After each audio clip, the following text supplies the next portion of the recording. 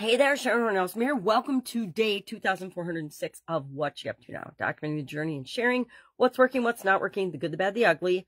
Sometimes we have ugly colds like I do right now. My eyes are red and watery, my nose is runny, and I have to cough in between takes or in between videos in order to not have a coughing hacking fit during each video. So I will be brief today. We're talking about never quitting, the option of quitting being removed from the table once and for all. And I use the example, and it's a pretty basic example of most of us have a car, right? I personally don't have a car right now, but I did for decades.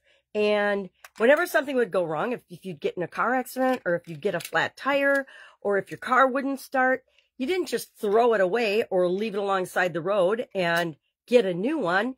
You solved the problem, fixed the car, and kept the car. This is true of our goals and objectives as well. When we have a goal, whether it's a confidence growth goal or supersizing our business goal, we have to, number one, first and foremost, commit to ourselves to never quit, never give up, never quit on that goal, right? If it's a goal that's important to us, we're going to figure out a way to achieve it. Is it going to be a straight line from point A to point B to achieve that goal? I can pretty much guarantee it's not going to. I can say that with about 100% confidence or 99.9% confidence that you're not going to set a goal today and achieve it tomorrow exactly as you planned. You know, we talk about manifestation and things like that a lot, and visualization and other tools that can help us to get inspired action to take in order to move us toward that goal, but it's usually in a different way than we had planned or thought it was going to happen. I don't think I have ever achieved a goal in my life in the exact way I thought it would happen. Something always happens. There's always setbacks, obstacles, roadblocks, and then good things that happen as well. There's always almost miraculous things that happen that help me to achieve a goal and an objective that I never would have even imagined because it was outside my conscious awareness. So we're talking about never quitting today for both Supersize Your Business as well as for the annual challenge, Let's Grow Annual Challenge, because it is step 6 of our growing process, the process we set up for ourselves in January, and we're using each month on a different area of our lives, our life framework. And this month's focus is on confidence. So obviously I missed my props from my idiom days when I would share an idiom every day. And so every once in a while I grab one of the granddaughter's toys and I play with it while I do my videos.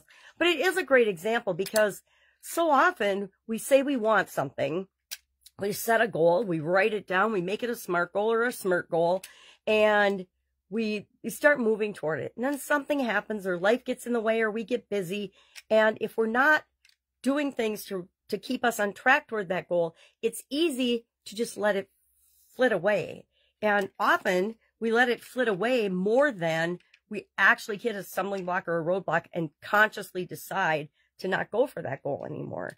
Usually, at least in my experience, it's been, we have this great plan, this great idea, and then stuff starts to happen, life gets in the way. It's COVID pandemic. How many millions of businesses let go of their dream of creating that business in the world during the pandemic? Millions of businesses closed down, never to open again.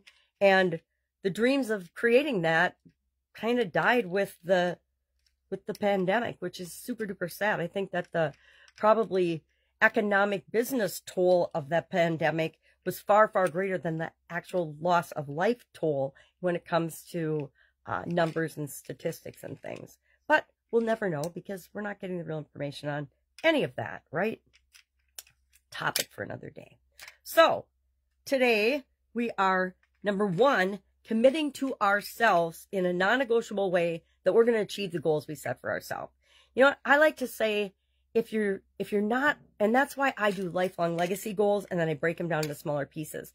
If I were not committed to those lifelong legacy goals, 100% non-negotiable, then I would give up on them. And I think that's what we need to start doing is not, and there's different schools of thought on this. Some people say create small little goals and achieve them because that helps you to create bigger ones. I'm kind of the opposite. I like to be contrary in a lot of ways, but I set those great big lifelong, big hairy audacious goals. And then I say, okay, well, how do I have to break that down into pieces? Let's say I've got 20 years left to work on my goals. I'm being optimistic. My mom's 87. So my grandma lived to 99 and 11 months, her mom, and her dad lived to 92. So I figure I've got at least a couple more decades in me. So say I have 20 years to achieve that. How do I break that down then into smaller bite-sized pieces so I know what I need to do this year, this month, this week, today to move me toward that goal? And sometimes it's great big things and big chunks of things that I'll set for the year. Other times it's smaller pieces because I know there's different areas and aspects of my life that need more attention.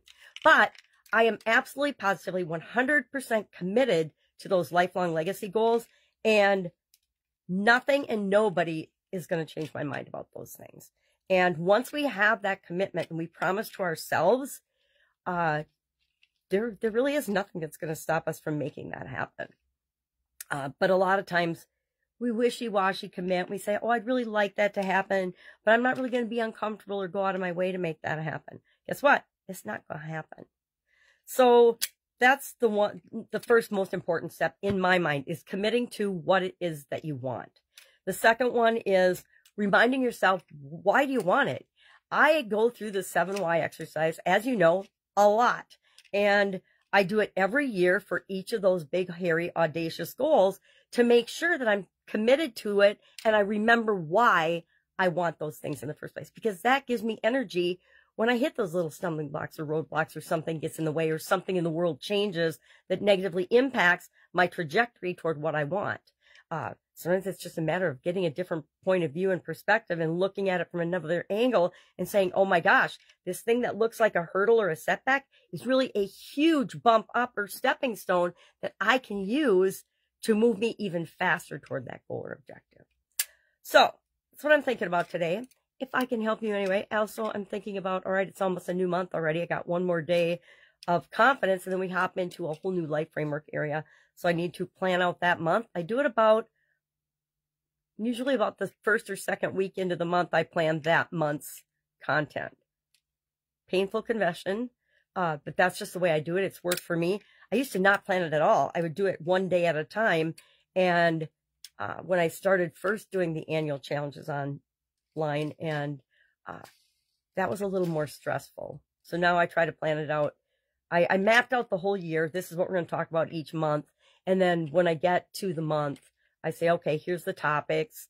And sometimes I change them, right? Sometimes the direction we're going doesn't feel right to me, so we do something different. It's like Supersize Your Business. I was doing just a random list of strategies every day, and it got to the point where I was like, I want to be more intentional. And so now we're doing a series of fundamental, foundational steps that any business really wants to have in place to build on, to grow and build and supersize their business. So having kind of fun with that. I usually do that in like November, but for some reason I was feeling like it needs to happen now.